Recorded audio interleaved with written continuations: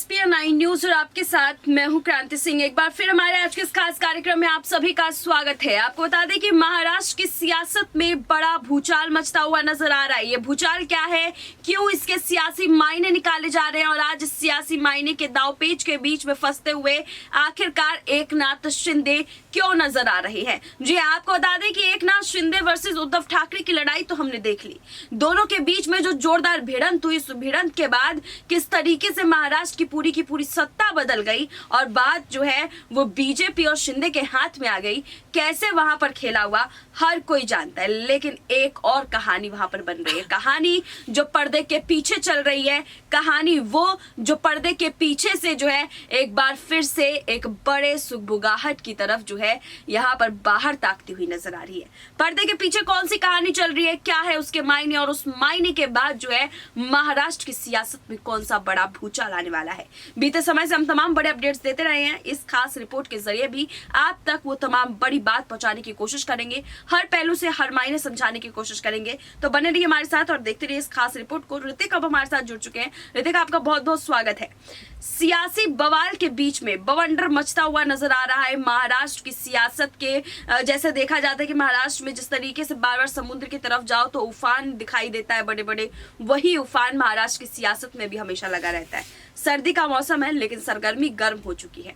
वहां पर की सरगर्मी को देख करके क्या लगता है कि एकनाथ शिंदे क्यों बागी होते हुए धीरे धीरे नजर आ रहे हैं? देखिए, बड़ा सवाल खड़ा कर दिया। देखिए, बीजेपी पार्टी का एक दायरा रहा है कि वो किस तरीके से कहीं भी अपनी जो है सरकार बनाए। चाहे महाराष्ट्र की बात कर लो, चाहे मध्य प्रदेश की बात कर लो, या तमाम राज्यों की बात कर लो, बीजेपी पार्टी चाहती है आम साम दंड भेद एड़ी पत्थर का जोड़ कुछ भी लगाए, हम अपनी सरकार बनाए। और आपने देखा किस तरीके से महाराष्ट्र में जो है उद्धव ठाकरे की सरकार गिरी और बीजेपी की सरकार बनी। लेकिन क्रांति, आपको वो तस्वीर भी याद होगी कि अगर महाराष्ट्र में बीजेपी की सरकार बनी तो इसके पीछे किसका बड़ा हाथ है? देवेंद्र फडणवीस का मैं जिक्र करना चाहता हूं। एकनाथ शिंदे का है वो एक अलग बात है, लेकिन देवेंद्र फडणवीस ने किस तरीके के बारीकियों को जो है आगे रखते हुए बीजेपी की हेल्प की, मदद की और सरकार बनाई, इसको सब भूल गए।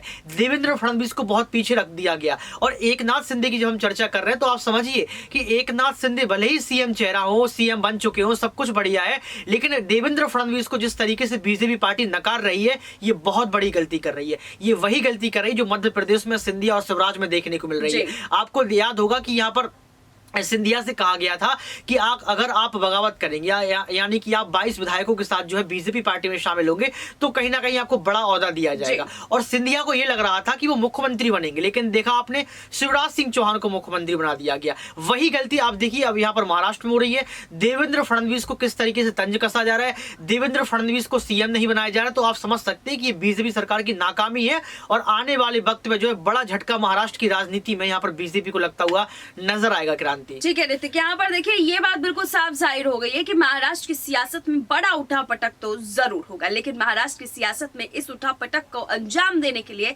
क्या एकनाथ शिंदे वही भूमिका निभा पाएंगे जो उन्होंने उद्धव ठाकरे की सरकार गिराते वक्त दिखाई थी? क्योंकि देखिए यहाँ पर सामने उद्धव ठाकरे की टीम नहीं है, यहाँ पर सामने खड़े हैं यहाँ पर जो है भाजपाइयों की टीम, भाजपाइयों की वो टीम जिन्होंने वहां की सत्ता हासिल करने के लिए उद्धव ठाकरे की पूरी कमर तोड़ करके रख दी है। आपको बता दें कि उद्धव ठाकरे वर्सेस एकनाथ शिंदे में ये चीज देखने को मिला कि एकनाथ शिंदे बेहद करीबी रहे उद्धव ठाकरे के।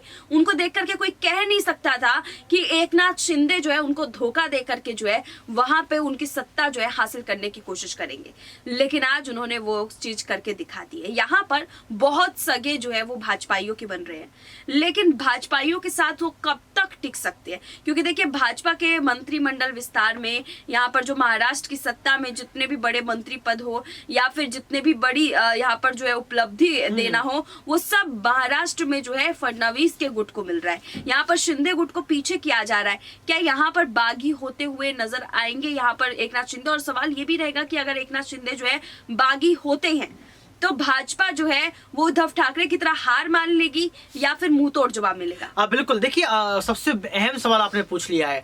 आपने देखा होगा, मैं संजय राउत का यहाँ पर जिक्र करूंगा थोड़ा सा। संजय राउत किस तरीके से जेल में गए और जेल से बाहर है तो मुझे लग रहा था और तमाम लोगों को लग रहा था, इस सूत्रों के मुताबिक पता चल रहा था कि संजय राउत जेल से बाहर आते ही एकनाथ शिंदे के साथ नजर आएंगे, लेकिन नहीं आए। संजय राउत ने जो है यहाँ पर जो है उद्धव ठाकरे की जमकर तारीफ की और कहा कि उद्धव भैया है और महाराष्ट्र उनकी वजह से है। तो आप समझिए यहाँ पर एक कयास और लगाया गया था कि संजय राउत की वजह से उद्धव ठाकरे का गुट जो है खतरे में है, इस तरीके के बयान भी सामने आए।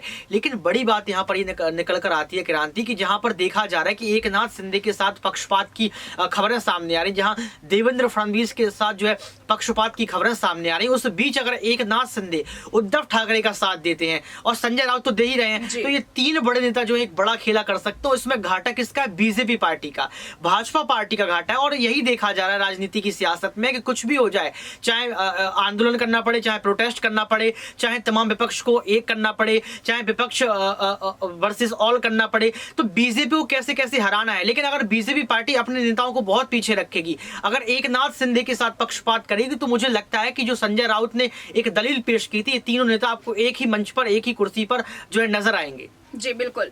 और यहाँ पर ऋतिक, एक आखिरी सवाल की तरफ मैं जरूर रुक करूंगी, लेकिन उससे पहले जो एक सबसे अहम सवाल है जो जनता भी जानना चाहती है, सवाल ये रहा है कि आखिरकार यहाँ पर जो महाराष्ट्र की सियासत में जो ये बौखलाहटपन बीजेपी खेमे और शिंदे के खेमे में दिखाई दे रही है, उसकी सबसे अहम जड़ क्या है? क्या एकनाथ शिंदे के गुट का लगातार जो है बयानबाजी खुलकर के करना चाहे कि उद्धव ठाकरे के विपक्ष में कोई नहीं बोलेगा, उसको लेकर के शिंदे गुट के नेता जो आवाज उठाते हुए नजर आए?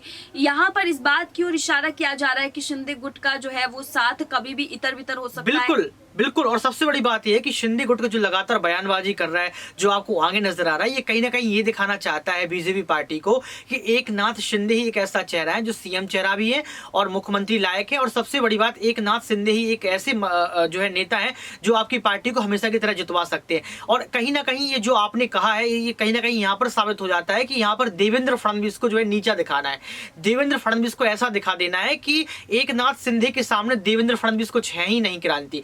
तो आप समझ सकते हैं कि यहाँ पर बीजेपी पार्टी में आंतरिक कलह है। ये देवेंद्र फडणवीस प्लस अगर शिंदे की बात कर लो तो इनमें भी आंतरिक कलह है, जहां बीजेपी पार्टी एक बड़ा आरोप लगाती है कांग्रेस पार्टी, समाजवादी पार्टी और तमाम राजनीतिक पार्टियों में आंतरिक कलह है, परिवारवाद है। लेकिन अगर सबसे ज्यादा देखा जाए तो बीजेपी पार्टी एक ऐसी पार्टी है जिसमें सबसे ज्यादा आंतरिक कलह देखा गया है। आप मध्य प्रदेश की बात कर लो, महाराष्ट्र में देखो, आप बीजेपी पार्टी निर्णय नहीं ले पा रहा है कि एकनाथ शिंदे को आगे रखना है या देवेंद्र फडणवीस को आगे रखना है। और अगर यहाँ पर जो है एकनाथ शिंदे उद्धव का हाथ थाम लेते हैं और ये तीनों नेता साथ में आ जाते हैं, तो कहीं ना कहीं बीजेपी को महाराष्ट्र से एक तगड़ा झटका लगेगा। और फिर बीजेपी जो है कहीं ना कहीं यही सोचेगी कि शायद अगर एकनाथ शिंदे को आगे रख दिया जाता तो आज ये तस्वीर देखने को नहीं मिलती। देखिए बिल्कुल। और यहाँ पर एक चीज और है जो इस तरफ जो है इशारा कर रहा है कि यहाँ पर इस सियासी बवाल इस हद तक पहुंचता जा रहा है कि आखिरकार महाराष्ट्र में जो है लगातार जो नए नए मुद्दे उठाए जा रहे हैं, चाहे उद्धव ठाकरे की तरफ से जो है वो बात कहनी हो कि चलिए मातोश्री का दरवाजा अभी भी आप लोग के लिए खुला है, दूसरी तरफ शिंदे गुट की तरफ से जो एक नरमी देखी जाती है, वो नरमी इधर के इस स्वागत का लेकर के जो है भाजपा इस वक्त बहुत डरी हुई है।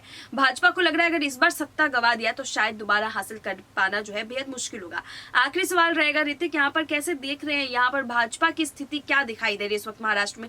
देवेंद्र फडणवीस क्या बुरी तरीके से हारते हुए नजर आ रहे हैं? बिल्कुल, देवेंद्र फडणवीस के बाद पूरे तरीके से जो है पक्षपात हो रहा है और तमाम नेताओं ने, हम लोगों ने एक लाइव भी किया था, उसमें आपने देखा हुआ एक नेता ने साफ तौर पर कहा था कि पूरी कोशिश की जाएगी कि देवेंद्र फडणवीस को चुनाव के पहले सीएम बना दिया जाए। और एक सपना भी दिखाया था बीजेपी पार्टी ने कि कुछ भी हो जाए देवेंद्र फडणवीस ही सीएम बनेंगे। लेकिन देवेंद्र फडणवीस के पास साथ पहले भी पक्षपात हुआ है और अभी भी पक्षपात हो रहा है। तो सबसे बड़ी बात यह है कि अगर देवेंद्र फडणवीस के साथ जो पक्षपात किया जा रहा है, यहाँ पर बीजेपी साथ नहीं दे रही है, अगर देवेंद्र फडणवीस ने एक बड़ा फैसला ले लिया तो एकनाथ शिंदे कुछ नहीं कर पाएंगे, ना ही बीजेपी पार्टी कुछ कर पाएगी। क्योंकि कहा नहीं जाता है कि राजनीति कोई करता हो, सीएम कोई बनता हो, लेकिन एक अहम चेहरा ऐसा होता है जो कहीं ना कहीं राजनीति के द्वार खोल देता है। और महाराष्ट्र में राजनीति के द्वार खोलने के लिए कहीं ना कहीं देवेंद्र फडणवीस का जो है चेहरा अहम माना जाता है। और अगर देवेंद्र फडणवीस ने यहाँ पर उद्धव का हाथ थाम लिया क्रांति, तो कहीं ना कहीं आप समझ सकते हैं खेला वही होगा जो आपको पंजाब और तमाम राज्यों में देखने को मिला है। ठीक है, धन्यवाद ऋतिक। देखिए यहाँ पर जाहिर सी बात है कि इस पूरे मुद्दे को लेकर के ये तस्वीर बिल्कुल साफ हो चुकी है कि महाराष्ट्र की सियासत में एक बड़ा पर्दा किसी खेले पे से हटने वाला है। और जब ये हटेगा तो जो मंजर अभी कुछ समय पहले ही हमने महाराष्ट्र में देखा है, वही मंजर एक बार फिर से देखने को मिल सकता है। फिलहाल इस खास रिपोर्ट को देखने के बाद आप लोग के क्या तर्क है, कमेंट सेक्शन में जरूर बताइएगा। आज के लिए बस इतना ही। देश दुनिया की तमाम बड़ी खबरों के लिए देखते रहिए SPN9 न्यूज।